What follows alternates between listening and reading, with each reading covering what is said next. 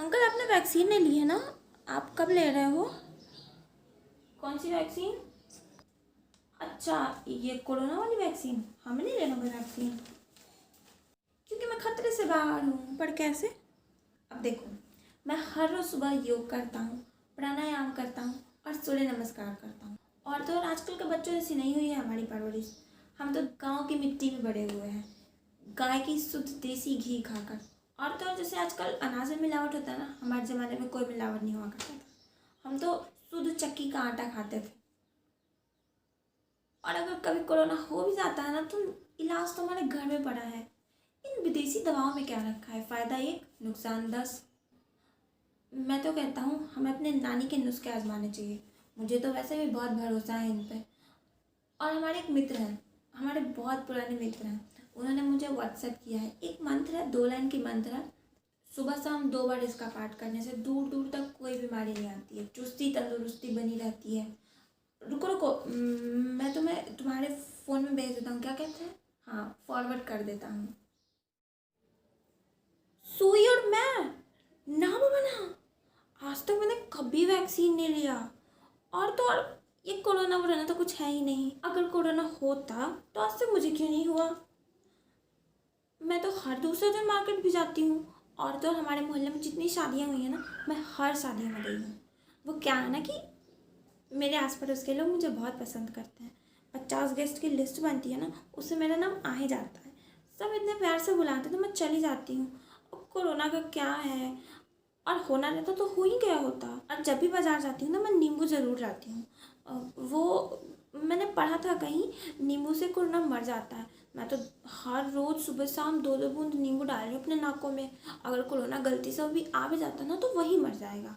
नाक में नींबू से मरा तब तो ठीक है, और अगर उससे भी नहीं हुआ तो 2-3 घंटे धूप में बैठ जाऊंगी। वैसे भी तो धूप से कोरोना मर जाता है ना।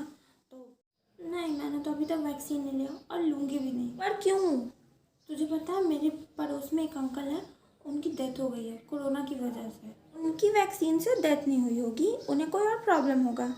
वो बस वैक्सीन लिए और उस दिन उनकी तबीयत खराब हुई और अगले दिन उनकी डेथ हो गई।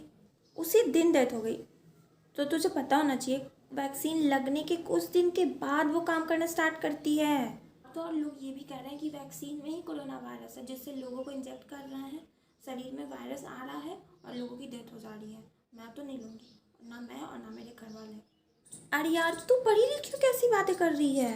तो यही कह रहे हैं कि जिन्होंने वैक्सीन लिया उन्हीं को कोरोना हो रहा है और उन्हीं की डेथ हो रही है। हाँ, ऑफ कोर्स वैक्सीन में वायरस को बॉडी में इंजेक्ट करते हैं, लेकिन वो रियल वायरस नहीं होता, डेड वायरस होता है जिसे हमारे बॉडी में इंजेक्ट किया जाता है। और देख, मैं तुझे बताती हूँ वैक्सीन की मैकेनिज्म क्या है। क्या होता है ना, वैक्सीन में डेड कोरोना वायरस को डाला गया है, जिसे हमारे बॉडी में इंजेक्ट किया जाता है। उसके बाद जो हमारी इम्यून सिस्टम होती है ना, वो एंटीबॉडीज़ क्रिएट करती है। जब रियल कोरोना वायरस हमारे बॉडी में एंटर कर जाता है, तो हमारे पास तो एंटीबॉडी ऑलरेडी बना है, तो वो उसे मार देगी है। तो वैक्सीन की मैकेनिज्म यही है, इसीलिए डेड कोरोना वायरस को हमारे बॉडी में इंजेक्ट किया जाता है। अच्छा, ओके ओके, मैं तुझे बताती हूँ सिंपल लैंग्वेज में। देख, तेरा घर है, तेरे घर में तू और तेरे मम्मी पापा है ना। तो तेरे घर में एक टेररिस्ट आ गया है, तेरे पापा ने अपनी सेफ्टी के लिए कुछ सिक्योरिटी गार्ड्स बुला लिया है। अब वो सिक्योरिटी गार्ड्स जाएंगे उस टेररिस्ट को मारने। उन्हें पता चला कि ये तो ऑलरेडी डेड था, तो उसका तो वो कुछ नहीं करेंगे, लेकिन तेरे घर में सिक्योरिटी गार्ड्स तो है ना। तो अब जब रियल टेररिस्ट आएगा तो तेरे सिक्योरिटी गार्ड्स उसे भी मार देंगे। तुम लोग तो सेफ रह गए ना।